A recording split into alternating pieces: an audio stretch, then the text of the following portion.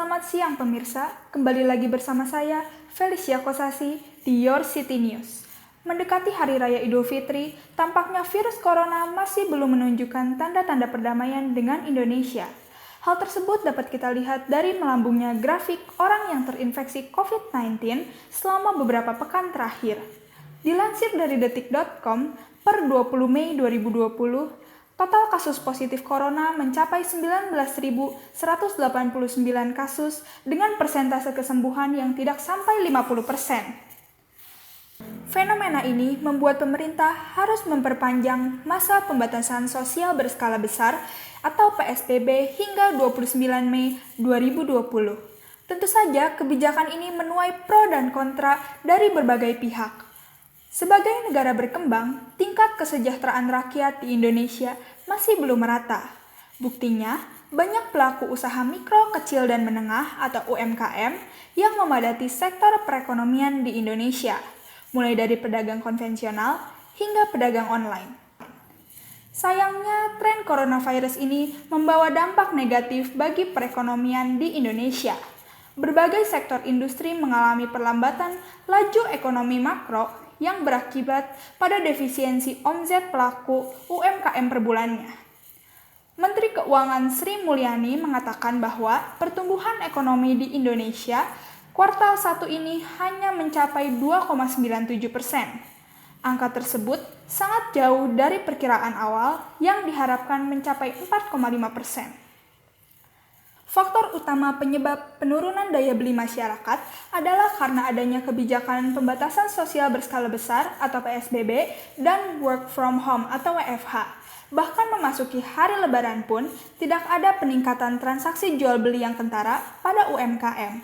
Hal ini disebabkan oleh kebijakan pemerintah untuk menutup seluruh pusat keramaian demi menekan angka penyebaran virus corona di masyarakat.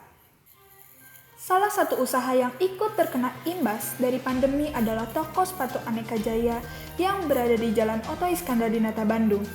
Pemilik mengaku sudah hampir sebulan lebih ia menutup tokonya karena tempatnya berlokasi di jantung kota. Padahal, momen Lebaran merupakan waktu di mana tokonya meraih keuntungan yang cukup signifikan untuk memutar modal usaha. Biasanya Lebaran gini pembeli banyak yang datang karena udah pada dapat THR-an. Nantinya akan dibelikan sepatu untuk anak-anak masuk sekolah semester yang akan datang. Fani menuturkan pula bahwa dirinya mengalami kerugian yang cukup besar akibat COVID-19 ini. Beberapa gerai di kota Bandung juga lebih memilih untuk menutup tokonya dikarenakan sepinya pengunjung. Pemasukan yang minim membuat mereka kesulitan untuk membayar gaji karyawan dan uang sewa toko. Tak jarang pula mereka merumahkan beberapa pegawainya untuk meminimalisir pengeluaran. Sementara di Mall CBD Ciledug, Tangerang, para pelaku usaha mikro, kecil, dan menengah meminta dispensasi sewa bulanan sebesar 50% kepada pengelola setempat. Jika hal ini terus berlangsung, maka bukan tidak mungkin para pelaku UMKM yang terus melemah akan gulung tikar. Tampaknya, wabah coronavirus kali ini tidak pandang bulu. Ia menyasar seluruh industri perdagangan, baik yang kecil maupun yang besar. Hal ini memperbesar kemungkinan akan terjadinya resesi pada perekonomian makro hingga hari Lebaran tiba. Lesunya ekonomi ini diperkirakan akan berlangsung hingga kurva virus corona landai kembali. Demikian liputan Your City News kali ini. Saya Felicia dan segenap kru pamit undur diri. Sampai jumpa.